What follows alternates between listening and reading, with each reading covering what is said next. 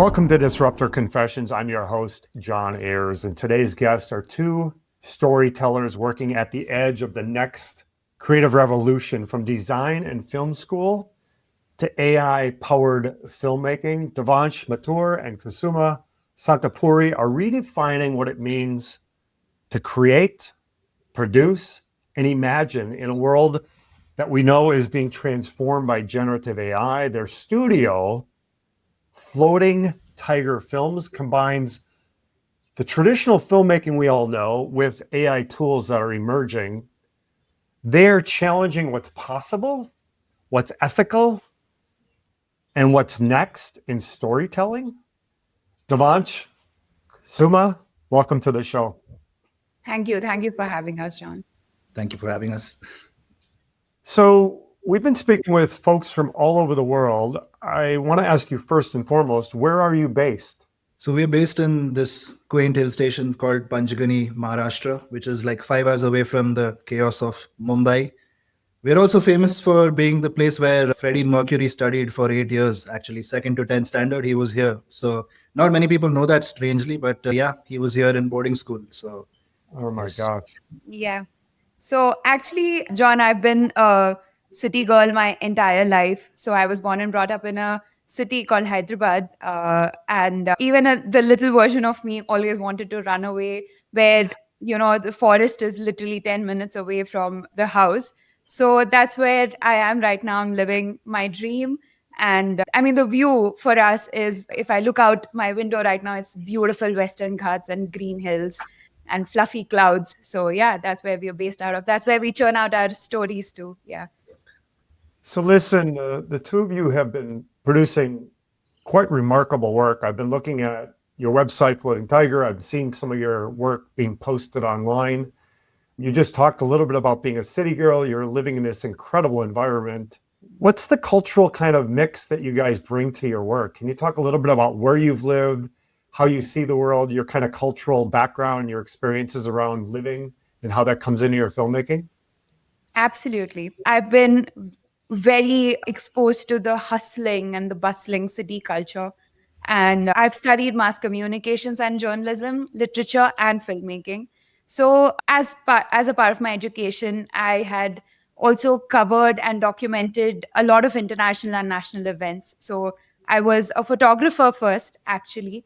So, that exposed me to different people, different cultures. Like, I've met people from all over the world.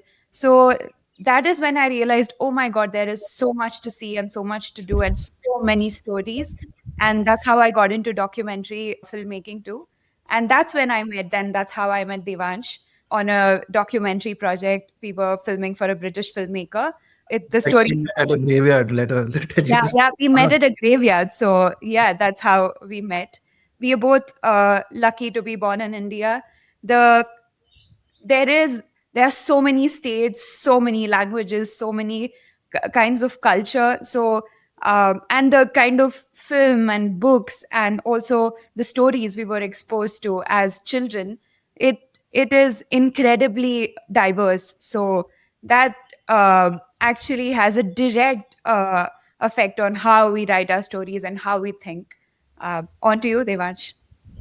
Yeah, I mean, for me, actually, the whole Indic ethos and yoga philosophy has been a very fascinating subject. So, before Floating Tiger Films, I mean, for the past 6 years, I've been working on a animated TV show on the lines of The Matrix and The Last Airbender, but very much rooted in the Indian ethos and yoga philosophy as such. So, in my own way, this is how I'm trying to keep our culture and tradition alive, because there are so many things which exist in our culture which, for the lack of a better word, for the youth isn't cool enough. So how do you take that core idea and transform it into something amazing, because it exists? And that's what I'm trying to do as well. Yeah. You know, when I first chatted with you, you talked a little bit about that, this notion of the AI filmmaking and AI advertising and creating with these new tools is just making it more accessible, making more available. People that have a lot of stories to tell were kind of restricted with big budget or having to work with a big film company or a big advertising agency. Can you talk a little bit about what you guys are experiencing in this new wave, if you will? Absolutely. Yeah. A tsunami, it's not a wave. It's taking over India by storm. I mean, as we speak, we are working with some of the top clients in India. We're doing stuff with Adani, Reliance, Truecaller, all the real estate people. For them, it's the best possible use case. Kusuma, do you want to continue? Yeah. So actually, let's talk about the accessibility first. Let's talk like storytellers and then let's get into advertising. So for me as a kid and also for Devansh, we've always, I think, we kind of collaborated on same level of imagination because for me, I used to look at clouds and used to imagine dragons coming out of clouds. Same for Devansh also. Like he grew up on a lot of the rings and he always wanted to create something high budget like that.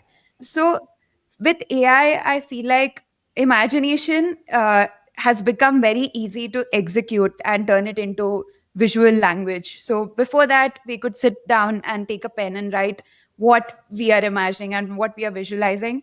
Right now, we can cut down the budgets, like the Durex ad we've made, for example, or even the ad we've made for Ritz Carlton. So it's something like that would have taken insane amount of money and time to produce it. And for us and for independent creators and filmmakers, budget has always been a problem.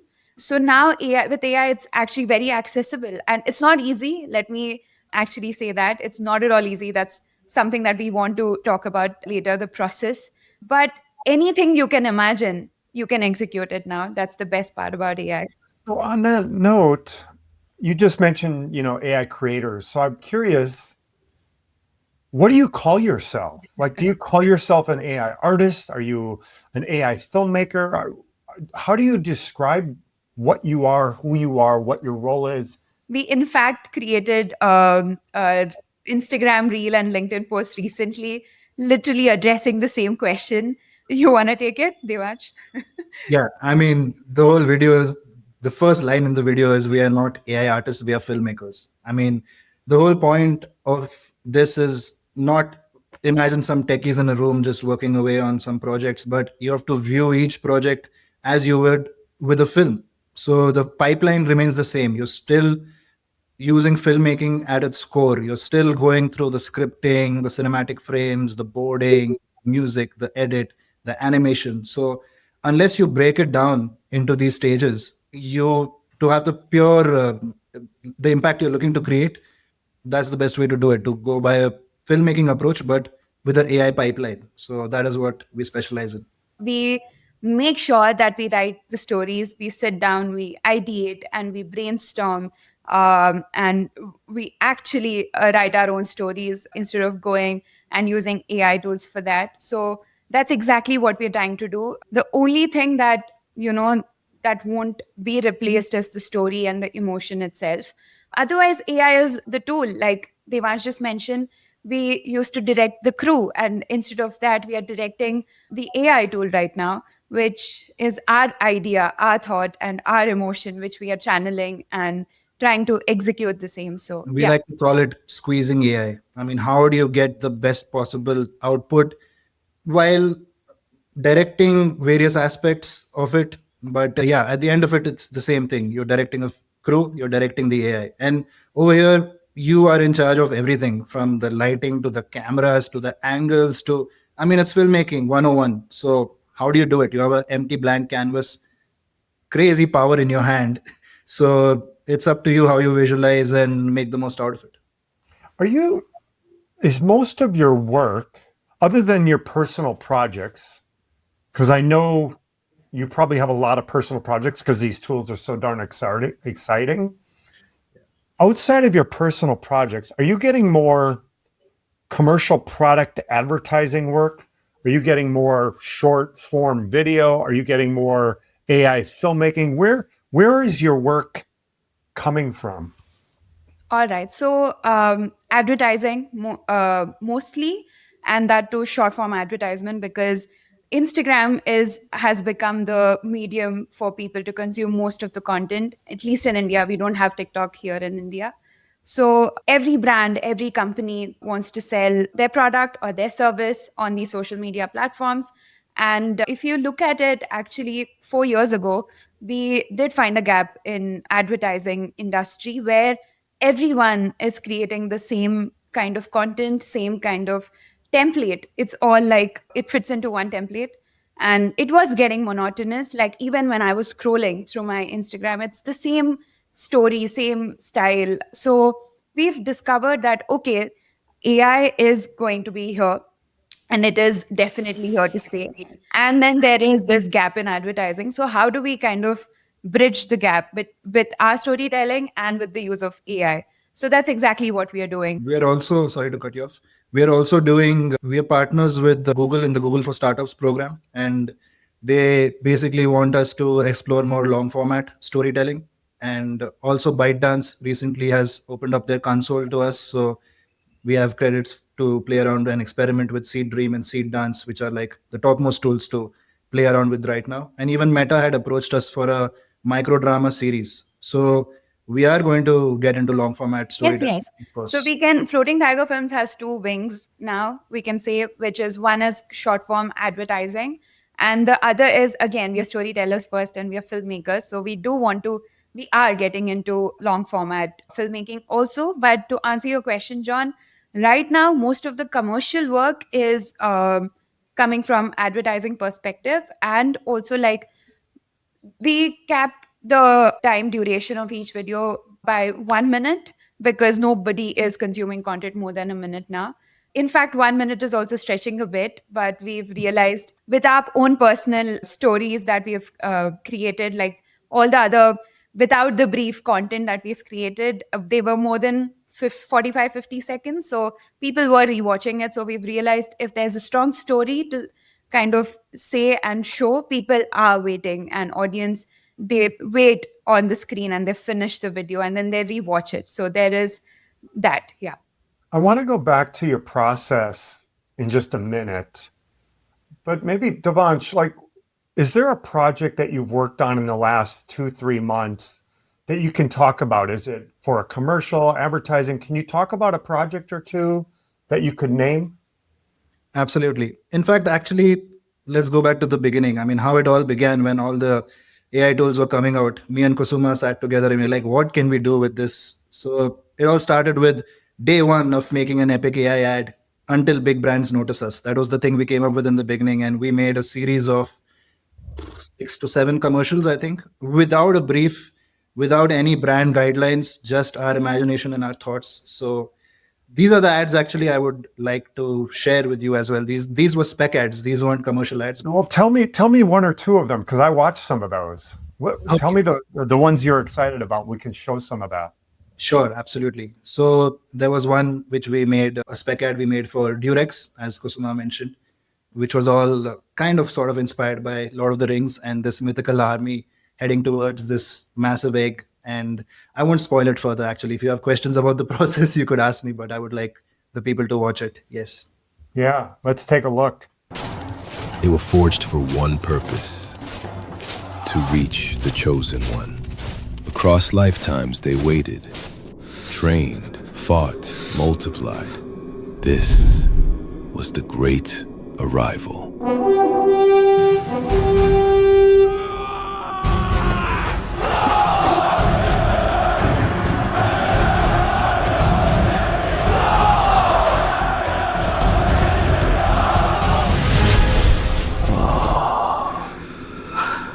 But not today. Durex, you shall not pass. Then there's another one that was for a hotel. Do you want to talk about that?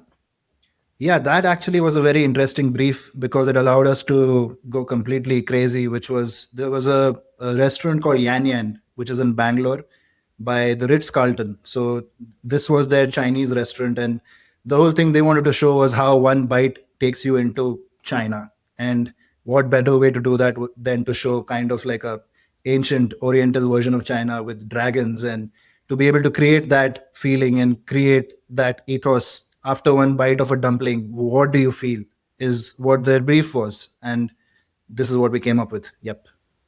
So let's take a look at that.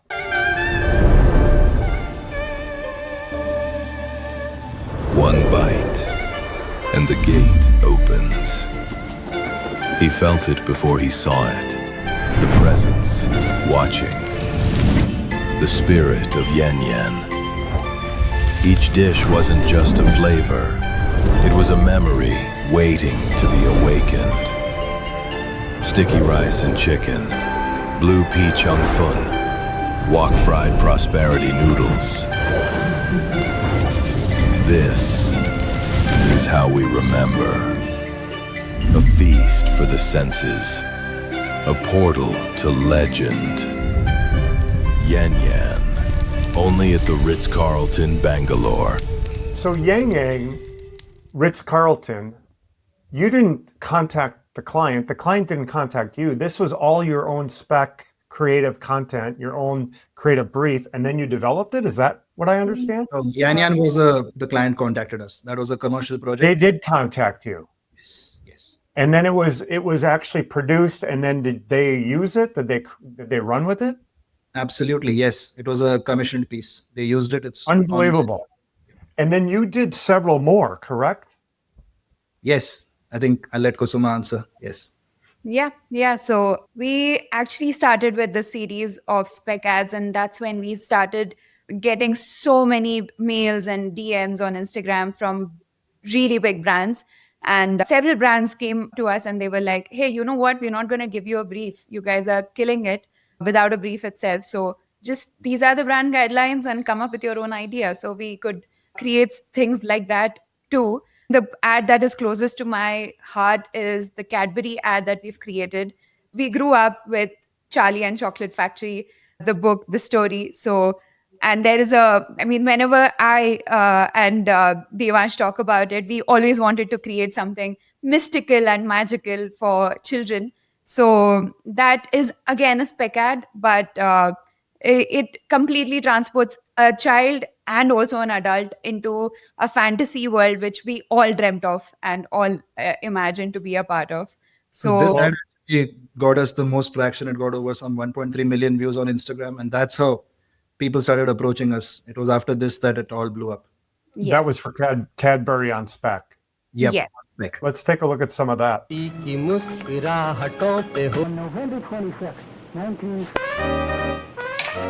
Kartik बस बंद कर TV.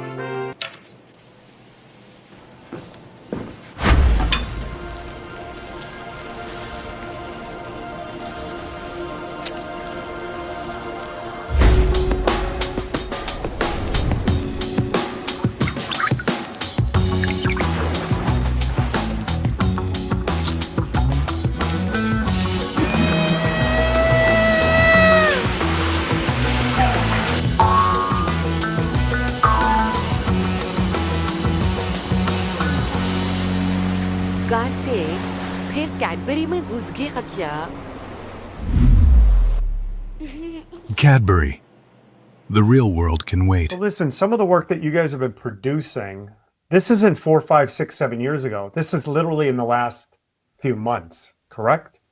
Yeah. yep.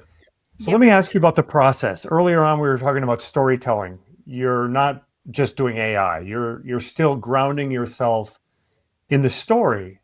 And that's not just a comment because you think people want to hear that. It's really how you work. So can I ask you to walk us through from an idea to like a script to actual production? Can you kind of walk us through that process and maybe some of the tools? It starts with the idea. Like for example, the Zomato ad, it came to us in the middle of the night when, we live in a small hill station where everything shuts down by 8:30 p.m. So we were craving for momos, literally dumplings at 1 a.m. And we were like, oh my God, there is nothing here, nothing open. So we were like, what if aliens could actually come and deliver, dumplings to us? So that's when we are like, this is a really good story for a food delivery app. So that's literally how ideas are born in our, heads.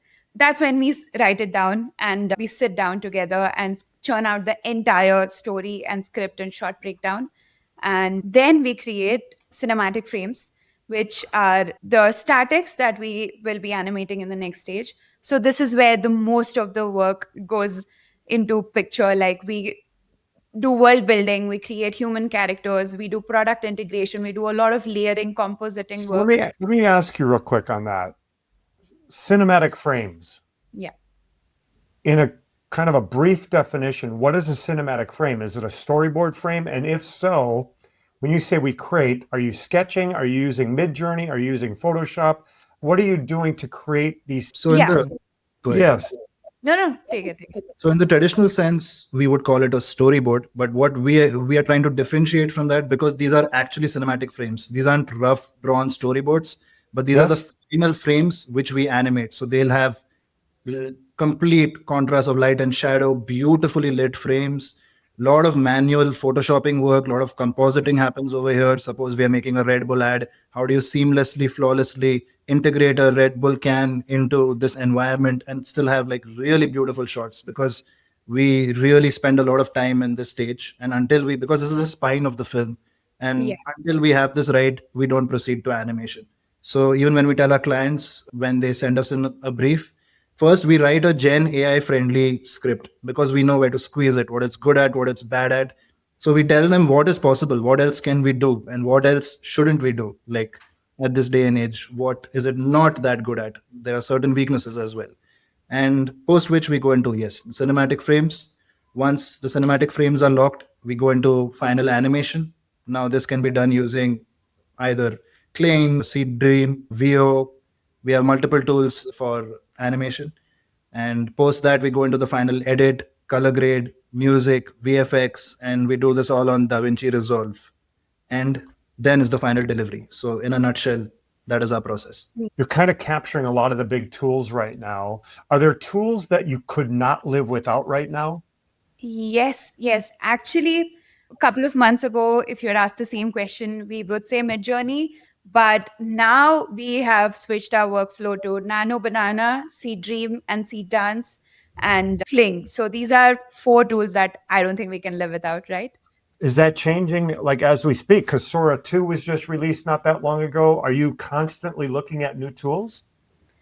To be honest, John, anyone gets overwhelmed with the amount of new tools, coming out every week as we speak. We are staying loyal to a few, softwares that are doing Yes. absolute brilliant work for us. But we do experiment with the new tools whenever they come out. And if you're not really happy with them, the way the output is working, then we go back to our new tools. Like literally, See Dance was a complete switch for us from Kling, because we were kind of very, very loyal to Kling for a long time. And then we realized that, oh my God, See Dance is much better with realistic textures and the movement, the running and jumping. Everything is very seamless. So that's when we switched to See Dance. So we don't get overwhelmed by the amount of softwares that are coming up, the tools that are, being released every week. We experiment them. If it's fitting into any of our workflow well or better than what we already use, then we switch. And of course, Midjourney was at the core of our workflow before. I mean, it's been a while since they've come up with an update, but all our Epic AI ads were actually made on Midjourney. Yeah. Midjourney was key. Oh, there's also another tool that I swear by when it comes to product photography, when we need like very high resolution, high quality commercial product photography. It's called Ideogram. So I really, really love the way, the frames are created on that when it only comes to product photography. For us, actually, the most challenging part is to create Indian models on AI. But now Nano and Seed Dream are completely kind of solving that issue for us. Before that, the textural problems or the color tone and everything, like even actually, let's address this issue because it is a global platform. Whenever you prompt Indian city or Indian street, you see that it's completely filled with trash and rubbish. So that was Midjourney, but now we used to sit in and clean it up on Photoshop. But now I think it's changing. I think we've started. Got that now. Yeah. I didn't know we were going to get into this topic, but I love the conversation. So when ChatGPT launched, which is just 3 years ago now, and all these large language models came out, and there was kind of text prompting, I guess DALL-E came out and Midjourney and others. there was kind of this question around hallucination and bias and toxicity in the models. And I believe the companies that are behind a lot of the models are taking a lot of effort trying to resolve that. But what's interesting, what you're talking about is kind of this visual bias, if you will. Are you saying that it's getting better, that they're actually taking notice of that? Not just Midjourney, but generally? Absolutely, absolutely. Like what I was talking about was, I think, 6 months ago, but now it's completely changed. So yeah, they're constantly developing, constantly changing, constantly improving tools. So yeah. So I want to circle back on that topic in a minute too, and I'll ask you in a minute, Kusuma, directly. So let me point this question at you, Devansh. I've just gotten to know you here recently, but you are living in a really beautiful, magical place. I can tell you have kind of a spiritual side of your creative process that's really grounded in who you are and the way you work and the way you think. You're kind of inspired by the world around you, your culture. How do you keep the soul of that storytelling rooted when the tools can almost do everything for you? So I always feel like, since I've been writing a lot of stories for the past 6, 7 years, it's always great to write within a box. You have your own world, but you have your own limitations as well. You put yourself in a box and come up with something incredible within that box. And what a chat GPT can do is, once you need to have the soul of the story before you even approach chat GPT to break it down or fleshen it up. If you go to a chat GPT and prompt it to create a story without feeding in your own thoughts and the depth of your prompt, if that's not intense enough, what you will end up with is not something spectacular. It's going to be a very substandard story. So this part of the process has not been replaced.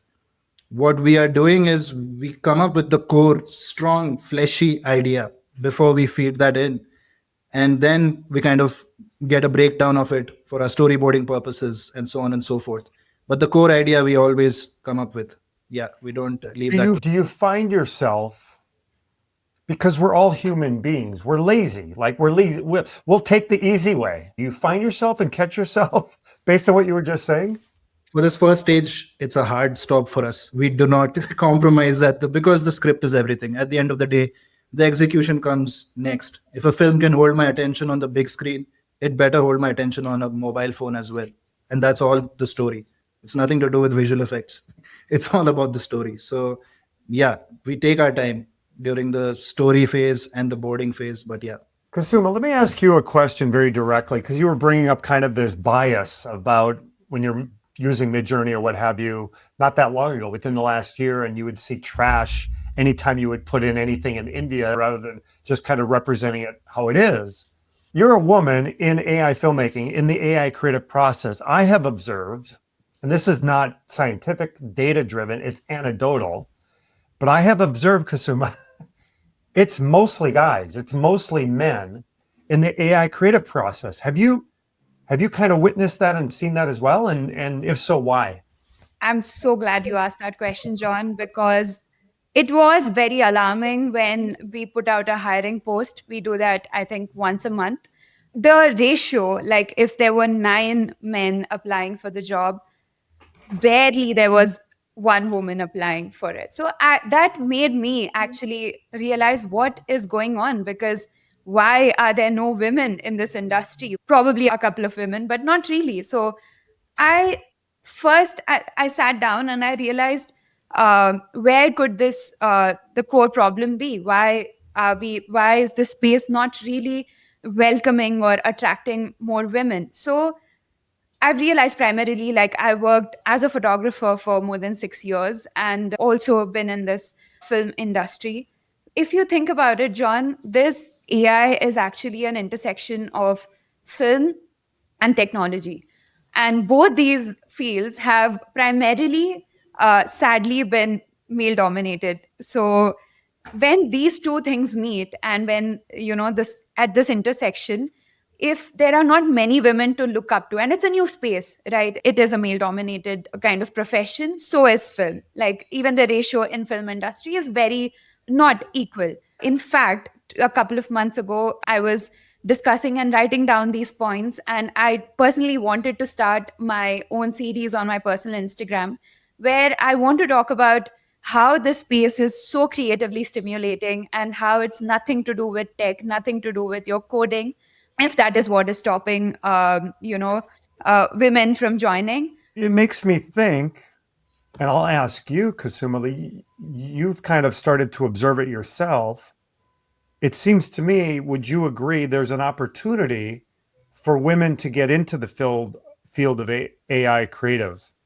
Absolutely, absolutely. Like, especially the creative, kind of artists and professionals, they have to kind of, seize this opportunity, because first of all, it is a complete safe space for women. Like, they can sit and work from anywhere, starting from home or anywhere. And the it's and when we think about it, if we completely forget the fact about gender here, for a human being, I mean, we human beings have amazing kind of a blessing that we can imagine. In fact, I have a tattoo called Imagine, because I really, really think that's what makes us different from the rest of the species. And just to make that imagination come to life, to kind of use your creativity and squeeze AI, like Devansh keeps calling it, and create a masterpiece. Even if you're a man or a woman, that satisfaction that you get by the end of it, it's amazing. I can never kind of compare it with anything else. Can I ask you, do you feel, either one of you, Devansh, I think when you and I chatted a while ago, you were talking about documentary films, for example. Do you sense that human beings are still going to gravitate towards the real aspect of creative content? I think the future of filmmaking, fiction filmmaking, the canvas is going to change vastly. But documentaries are something which will last forever, because they are real stories of real people, and no AI can replicate that. You won't watch a AI generated documentary. I mean, it's about reality after all. So that's what I strongly feel. I mean, documentaries, this is the time for documentaries to step up as well. Absolutely. And actually, John, if I may, you've pointed out that a mix of, two perspectives, like men and women perspectives, would make a story more complex. That's exactly what our collaboration is also. So we do have completely different perspectives when it comes to storytelling.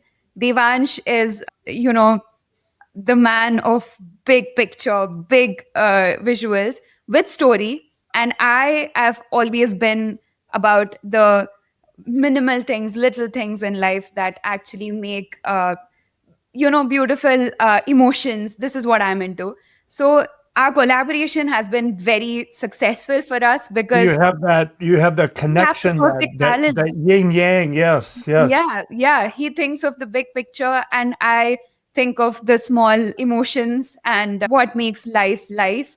So that's our beautiful collaboration. So I think definitely this is actually a female perspective. This is how I think most of us women look at life also. We are all about the little things, I think, and how every little thing matters in our life. So I think that's the perspective. That's the perspective I would like to see in films and in also advertising, on Instagram content, where it's a beautiful, combination of perspectives. Building on what Kusuma was just saying, kind of big picture, taking the tools, seeing what you can do, kind of stepping into the unknown, being comfortable with that.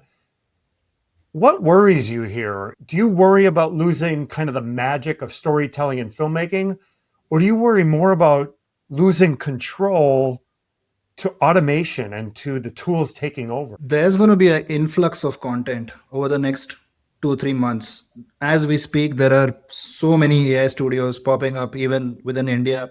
Touchwood, luckily for us, we had a first movers advantage. But over here, literally as we speak, so there's going to be a lot of slop content. And the only thing that's going to, again, come down to the core of it is the storytelling. Like, how do you make your film stand out and be different from the rest?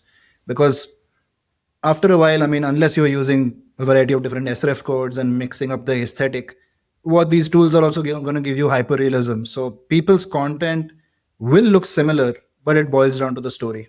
as is everything. So, can you tell us about a piece that you've done recently that was a beautiful piece? It was AI produced, but there was an emotional piece of it that you felt took it to another level, that you kept that human, visceral, human, innate quality to it. Can you tell us about a piece? Yeah, in fact, actually, why talk about humans? Let's talk about an animal. So, this was, I think, 3, 4 months ago when Runway launched their 48-hour film um, challenge. We thought, why use a human being? Let's use a dog. Let's try to make the dog emote and make people feel, make people think and cry and smile. So, there's a film that we've made in 48 hours. It's about a minute or 2 minutes. So it's called Braver Than You Know. We starring only one dog, a golden retriever, stuck in a car, and we thought how to make people feel the claustrophobia, feel bad for the dog, and when the dog finally gets out of the car, should that make people feel? So how the dog should emote and everything. We've actually tried to do that with an animal. We tried to make an animal completely emote. So that also felt, and this was 4, 5 months ago, where AI was not that amazing with emotions yet. So I would love for you all to watch that also. Yeah, let's actually take a quick look at that. The emotions of a dog inside of a car.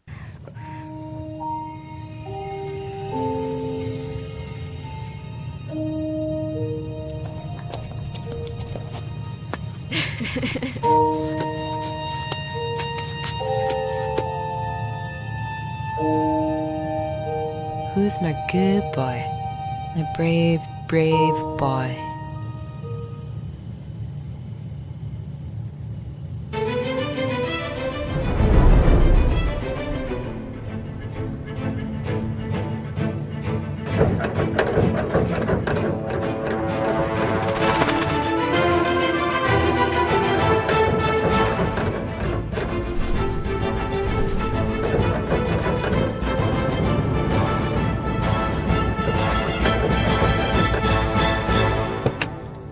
So fantastic. I mean, some of the work you're doing is quite remarkable. I want to ask you maybe a provocative question, and you decide who wants to answer it. So we're covering a lot of topics. What's something that you're afraid of that we're not talking about yet, and we should? And what would you say that we should be talking about that we aren't? When it comes to directly copying someone's style, like it was with what happened with Miyazaki, for instance, where everyone was doing this Ghibli trend. For me personally, that is something which is a kind of dangerous zone, which is why I believe in something which is there on Midjourney, which are sref codes, which are combinations of mix and matched styles, and you creating your own unique style. It's like real life. You are inspired by actual directors. You may be a Scorsese or a Nolan. You are trying to emulate their styles. Now, when it comes to directly copying Miyazaki style, I have a problem with that. But when you're creating your own style, if you have these sref codes, you're mixing, matching, and you come up with something beautiful, which is your own, which is like being inspired by people in the real world. That is something I would like to talk about. Yeah. Yeah. I think I would like to address this main controversy that's going on with AI and creators and filmmakers, where they call AI not very creative and not authentic. I mean, personally, 4 years ago, literally, we had this debate, like Devansh and I, where what is this? What is AI? Where do we draw a line? Where is it stealing? And I think if people have that set in their minds, where to kind of stop, build boundaries, and exactly like how he said, you cannot steal an entire style of art, and call it AI art. Thinking about that, I said it at the top of the podcast, but you're kind of really at the cutting edge. You're sitting at the front row seat of kind of the revolution, if you will, the technology that's coming into the creative space. I always ask, what do you think the future is going to look like? No one knows, but can I ask you to kind of lean into that? Let's start with advertising, the advertising space that you're working a lot in. What does the advertising industry look like in 2 years? exactly like what we are trying to visualize and what we are trying to create right now. Like I said, actually, let's talk about how Indian advertising used to be. India had the most creative and most insane kind of advertising films coming out. I can literally right now completely visualize each and every frame of advertisement films we watched as kids. So it was all about like Indian market. If we're talking about it, we are about emotions, family, and also feelings. And you can't sell a product directly to them in their face. So again, it all comes back to storytelling. I feel like that is going to come back. In the middle, like it was completely lost. Like we were people, influencers were coming and selling a product and people were buying it. There was no emotion attached to the brand or the product. So I think in 2 years, at least what we are trying to achieve right now is build this story around a brand and around a product and make people feel things before you sell a product to them. So So advertising is still going to be as we see it today, but the tools to create the video content, the creative content are going to continue to evolve. One of the things that I'm hearing and thinking about right now as you guys are speaking about it, there's a lot of 30-second, 1-minute creative being developed because these tools have the need for data processing and that sort of thing. And I think when Google Veo first launched, it was 8 seconds. Not that long ago, there was character consistency challenges from scene to scene. Some of these challenges we've seen over the last year or two, almost every couple months, they're kind of going away. But one thing that's not gone away is you can't create one prompt and create a 90-minute film. But Devansh, you've talked a little bit about it at the top of the podcast. You're actually kind of thinking about the India market and kind of the matrix and kind of what you're working on. Is that long form? Is it a series? What do you want to talk? You share as much as you want. Do you want to talk a little bit about what that is and how long form is going to come in? Unfortunately, right now I can't share too much about it because it's still under wraps. But yeah, I mean, as we discussed, long form, as we speak right now, long form content is being made. There are people with much larger crews. We are a small team of 8 people, 7 boys, 1 girl. I know. But yeah, it's already happening. I mean, Jio just released the Mahabharat, which was an Indian epic, and the long format stuff. I'm sure within the next couple of months you will see a whole bunch of more content. So 8 seconds became 30 seconds, became 1-minute short films. The character consistency has kind of gone away. The tools continue to come out into the market and mature. The competition among the tools and capabilities is vicious. You're saying in India, you're seeing these agencies just erupt. There was AI slop a year ago, then work slop. I'm starting to say the word creative slop. I think it's everywhere. Story is going to, I hope, story is going to always rise above just the tool. For filmmakers who are listening, who might be traditional filmmakers, who might be saying, I'm not going to use those tools. Those tools can't do what I do. Screenwriters or script writers or storyboard artists or advertising executives say, that's not me. What do you say? How do you tell them that they need to think about integrating these tools into what they're doing? Look, for me personally, like writing so many scripts and TV series and films and going to Mumbai, meeting producers, trying to tick all their boxes, trying to fit into their slates, which you don't even know what exactly it is they are looking for. That entire rat race, if you can cut that out and you can still create the same content with the amount of intensity you set out with when you were writing the story at first, why won't you do that? What are you waiting for? Why would you spend years and years of your life assisting, being there, and trying to sell something which is a 50-50 possibility when you can do it sitting here, your own story, unadulterated, as you want it? Why wouldn't you do that? That is what I would say. 1 year ago, were you as busy as you are now? To be honest, absolutely not. So in 1 year, you've gone from 0 to 100. Absolutely, absolutely. Like we were sitting on insane stories and we were just writing away. Devansh was literally writing away, and yeah, we were just sitting on it, literally. And now we are as busy as the bees are. So yeah, yeah, And you're hiring people, you're hiring creative, you're hiring team members. yes. Do you see this interest and this kind of demand for your creative services or services similar to yours? Do you see this continuing to grow at this pace? Yes, yes, absolutely. Because I think fortunately we have become, I mean, the world is consuming content a lot more than what it used to 10 years ago or 15 years ago. We need to keep ourselves entertained. And yeah, and that's exactly where there's always a need for more and more and more of content and entertainment and stories. So the pace is going to remain, if not grow. Yeah. And actually, John, Yeah, to circle back to your yeah, question, we discussed this in our first call, but I actually wanted to talk about so the animated TV show you mentioned, which we are working on right now. The yes. thing is, in India, there is no animated content for the youth.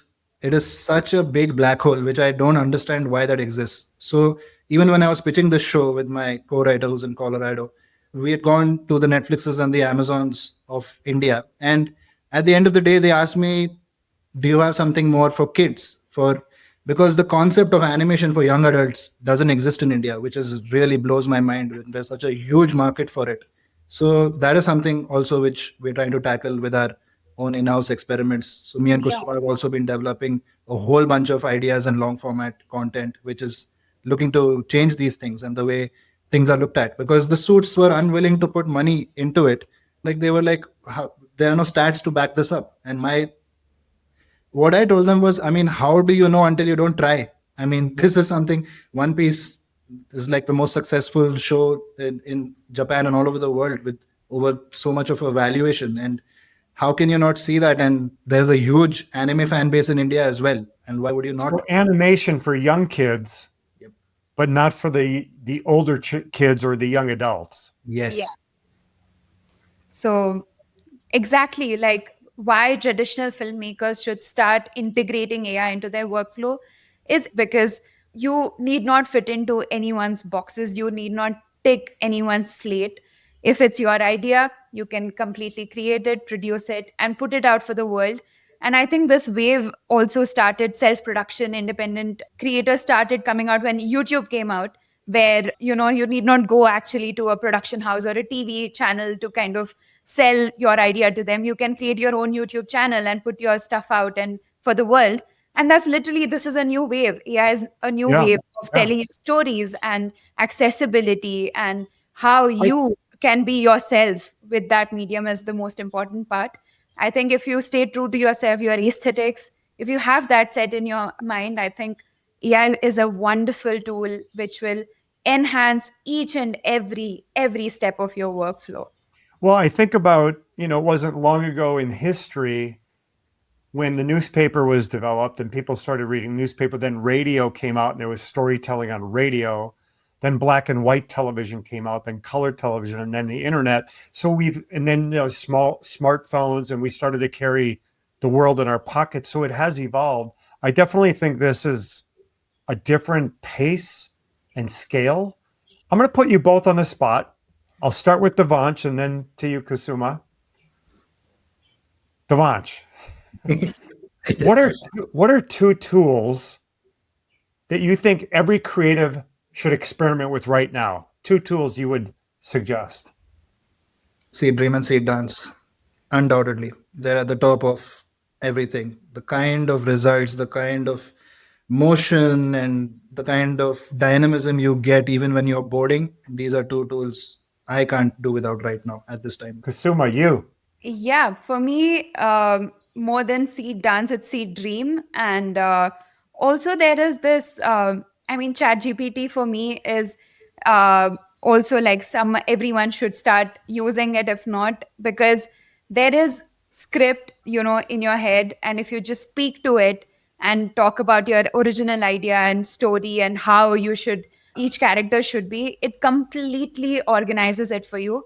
We shouldn't use ChatGPT to write the script, but it can completely organize the shots and everything for you. I think I can't live without ChatGPT. And Nano Banana is also one tool that everyone should kind of experiment. Wait a second. Did you say 3? Yeah, I said 3. Oh. Hey, I can go on actually. why don't you get one more? Oh, okay. I would say the problem with most of the images, we also need to fix skin textures. So there's something like a Magnific or a Enhancer are 2 apps also which we use. Again, I'm on to 4 now. But Same yeah. category. So yeah. No, that's great. That's great. I think some people who are listening, some of your peers who are deep into the tools and producing this remarkable work, they will understand. But those who are maybe not in it yet, I think they want to know, what are people using? What are the tools now that might be radically different than just 6 months ago? I think Google Veo and Sora 2, and I mean, Midjourney's certainly been around a long time, a few years. Yeah. So yeah, can I ask you something about the space that you're in? What do you think, and either one of you or both of you can answer, what are the biggest misconceptions about using AI in creative work that you wish people would just let go of? Number 1, it's fast. While it is fast, doesn't mean you can create something. You can create something in 2 days. But yeah, compared to a traditional film workflow, which will probably take you months on end, comparatively it is fast. But that doesn't mean that I'm just sitting and I can give you something like ASAP without putting the entire film structuring to it, like looking at it as a process, as we were talking about. Yeah. Coding. Yeah. That's what we face with our clients also, that, hey, it's AI. Why don't you give it to us today itself? We were like, that's not how it works, because look at the number of, stages we have in our workflow. And the other misconception is that it's easy. It's definitely not. If you have to create an advertisement or a short format of any episode of any story, there are so many challenges that you face, like character consistency and if it's a human, making the human model emote the exact emotion what you require, or even the script writing part, because we do that ourselves. It's a long process. It's a time taking process. So the fact that it's easy, it's fast, and the third misconception is that it's not authentic. That is something I do want to kind of address, because if the story is yours, if the core idea is yours, and if you are using AI to kind of not even execute it, but enhance it, why is it not authentic? If, there are so many forms of storytelling. There are where one person can just narrate the story, or where hundreds of crew members come in to tell your story. This is exactly another form of storytelling, the other form of how you can kind of put your idea out. So if it is your idea, it is completely authentic. If you're stealing your ideas from, again, AI, that is a different topic. Yeah. Kusuma, you're saying that. I couldn't help but think several hundred years ago, there were painters who were commissioned to do a portrait painting. And then the camera came out and photography was invented. And that changed the way people thought about capturing an image. Can I ask you, just as we're getting into this, the last part here, I want to ask you about, because you guys are really building out the visceral human side of creative storytelling, which we talked about. Again, if you were to look forward 3, 4, 5 years out from now, audiences are going to be looking at creative content. Do you think human beings will care more about if the creative was made by a human being, or will they be caring if it was made by AI, or will they not even worry about that? It'll be 50-50. Yeah, I think actually, according to me, I'm seeing it as a new category. If you open any OTT platform, there is kind of web series, documentaries, fiction, non-fiction, animation. I feel like there will be a new category called AI generated content. And if, again, it all comes back to the story, if the story is keeping the audience hooked, I don't think they really want to go into the details of how it was created, because I think technology is evolving, and I think people will embrace it and kind of if it's entertaining you in the end, I don't think people will care about if it's created by, traditional form of filmmaking or AI filmmaking. And also because there is always a set of humans, a team of people who are actually creating the content. It's not just created by a bot or a robot or AI itself. So it's actually, again, coming back to who wrote it and who all are working on it. It's even in our workflow, there are 8 people, 8 of us sit and talk about our perspectives. So it is not completely AI generated. There is human touch to it. So I think as long as they're entertained and that there's a hook, I don't think they would mind if it's created But through I AI I do generated. feel that there are going to be traditionalists who are going to want that. Like for popcorn, anyone who's interested, check out the Durex post on my LinkedIn. You will see a war between the traditionalists and the people who are supporting AI. So I don't know if it will change that much. There'll always be people who are wanting to stick to their roots. So I do think there's going to be a balance even going forward. Yeah.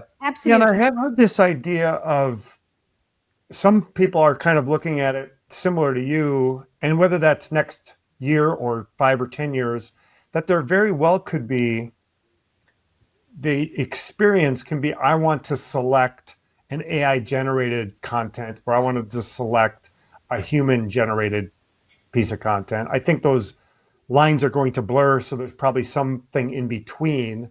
But I am starting to hear that emerge of how people are thinking this might go forward. On that note, what do you think is going to come first? The first AI blockbuster film? Or is there going to be more of an AI cultural backlash? I think it always starts with a backlash. Anything, any new wave, any form of change in the medium of entertainment or form of storytelling, it always comes with backlash first. And then obviously, blockbuster will come out eventually, but I think it will definitely be a backlash first. Yeah. The blockbuster has to come out and change people's opinions. That is what has to. Mm, Yeah. Yeah. Because Yeah. that will be the turning point where people will be like, okay, man, this is crazy. Like, interesting. Yeah. Yeah, that's a mindset change when they see it, Yeah. when they feel it, when they experience the emotional side of the storytelling.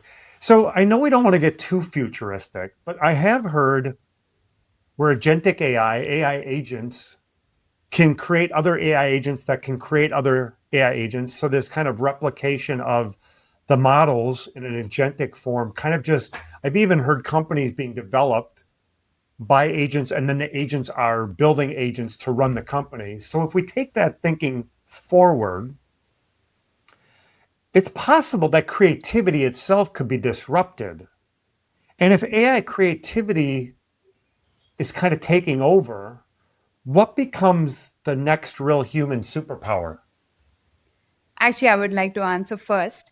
I will actually take a real current time example. So there is like we are seeing it happening. Like there's so many AI artists popping up everywhere and creating so much content. What is actually standing out is creativity and story in the end. So I feel like there will be bots creating advertisements, sure, soon, but what will actually stick out is again creativity in the end. I hope creativity is and remains a superpower, a superhuman power. But if we are talking about a what if situation, I feel like emotional intelligence is going to be the superhuman power. Again, I strongly feel like the only way to stand out, the only way to kind of be different, be unique is by sticking to your own emotional intelligence, your own creativity, and churning out content. Even if there are thousands of AI bots coming out, it's gonna be who you are truly, and that's gonna remain forever. So Kusuma, you just said emotional intelligence, and the very first podcast of Disruptor Confessions is all about emotionally intelligent teams. So people should check out the first episode around emotional intelligent teams. So, on the creative process, is there some part of the AI creative process that will never be replaced? yeah, story, the idea, like how you mentioned right now, the the origin of an idea and the story can never be replaced by AI, I think. Won't you agree, I Devansh? mean, you'll get substandard stuff. I feel like it lacks the I mean, I don't know going forward what it might do. Yeah. Yeah, I think it's the idea people will always survive till the end. Yeah. It's not necessarily about execution, but yeah, it's the idea people. Yeah. AI So can never replace a story and an emotion. Like these two things can never be replaced by it. And that's exactly what we are also implementing in our workflow. I think in the end, what will never be replaced is idea that will stay forever original. So you guys are sitting inside kind of the creative filmmaking, advertising space, content development, leveraging AI tools with kind of these traditional storytelling, filmmaking kind of experiences and expertise. Let me ask you to step out of that a minute and think outside of what you live in, but think broadly across industry and other areas of business and humanity. Would you think from your perspective that AI is underhyped or AI is overhyped? Underhyped. Definitely.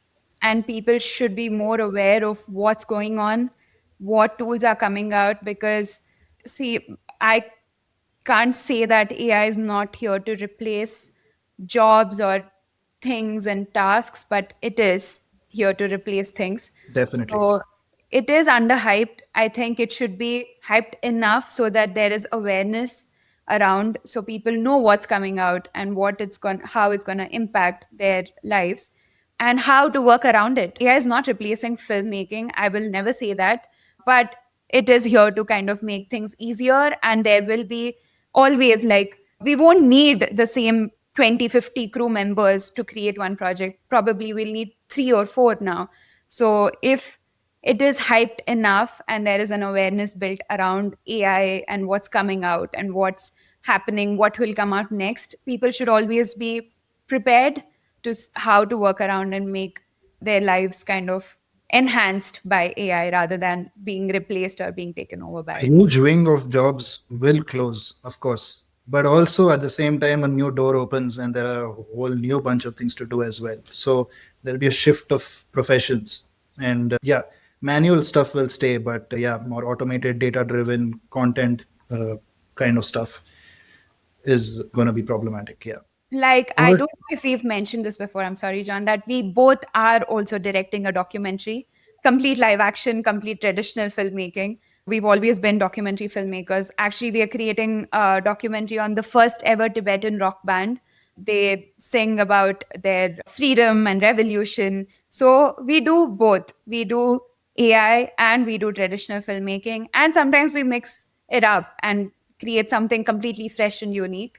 So this is how I think people should also consume AI, completely not being dependent on it, but use it just as a tool. Well, listen, this has been a fantastic conversation. I hope people learned something from you. You've been kind of, like I said, at the edge of what's emerging in front of us. Seems like it's moving at a faster pace than we've seen in the past, in not just in the creative space, just in kind of technology and changing an entire industry around it.